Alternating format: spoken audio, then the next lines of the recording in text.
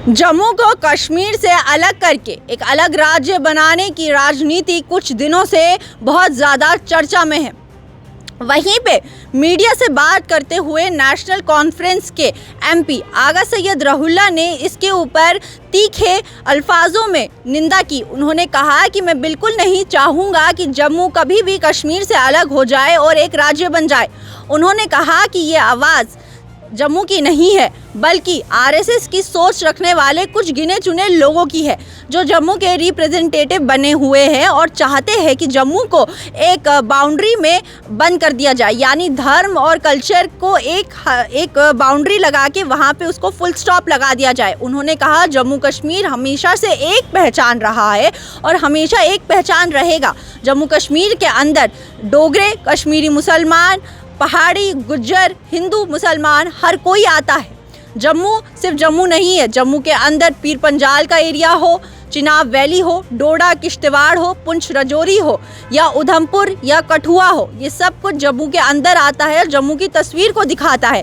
वहीं पे जम्मू को बांट देना सिर्फ उसके धर्म और कल्चर के आधार पे बिल्कुल गलत होगा और ये आवाज़ जम्मू के लोगों की नहीं है बल्कि उन गिने चुने आरएसएस की सोच रखने वाले लोगों की है। और उन्होंने इसी के साथ Shri Mata Vaishno Devi institute of medical excellence बंद होने पे भी कड़े सवाल उठाए। उन्होंने कहा कि जम्मू के लोग कभी भी नहीं चाहते थे कि एक पढ़ने वाली संस्था इस तरीके से बंद हो जाए। ना जम्मू के लोग इस कदम से खुश हैं। ये सिर्फ वही लोग हैं जो धर्म के नाम पे राजनीति करते हैं। उन्होंने सवाल उठाए, क्या धर्म के नाम पे अब डिसाइड होगा कि कौन कहाँ पढ़ेगा और कैसे पढ़ेगा? उनका कहना था कि ये जो कुछ ग्रुप्स है और ये जो कुछ गिने चुने लोग हैं जिन्होंने सिर्फ एक ग्रुप के जो बच्चे हैं यानी एक मज़हब के बच्चों ने अपनी मेरिट, अपनी काबिलियत के बेसिस पे एडमिशन हासिल किया, उसके ऊपर अपनी नाराज़गी इस कदर जताई कि उस कॉलेज को बंद करना पड़ा।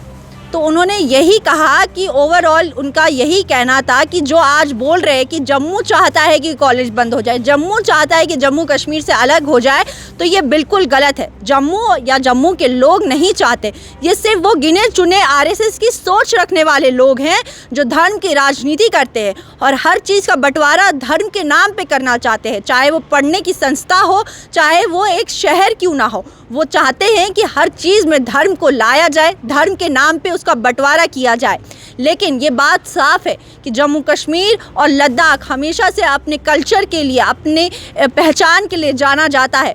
किसी भी आप हिंदुस्तान के शहर का नाम ले तो उस शहर का नाम आता है, स्टेट का नाम आता है, लेकिन जम्मू कश्मीर एक इकलौती जगह है जहां जम्मू और कश्मीर दोनों का नाम लिया जाता है जब एक स्टेट को रिप्रेजेंट करना पड़े। अब तो खैर हमारा स्टेट यूटी बन चुका है, लेकिन इसी के साथ साथ अगर रहुल्ला ने रिजर्वेशन के ऊपर भी अपनी बातें रखी। उन्होंने कहा कि रिजर्वेशन और उम्र को लेकर उन्होंने सवाल उठाए थे। उन्होंने कहा कि इसके ऊपर फाइल भेजी गई है, लेकिन क्या फाइल का इस तरीके से लटका रहना यानी बीच में लटका रहना किस हद तक सही है? आखिर कब उस फाइल का फैसला आएगा? 1 महीना, 1 साल या कई साल? और कितना टाइम स्टूडेंट्स को इसके लिए इंतज़ार करना पड़ेगा?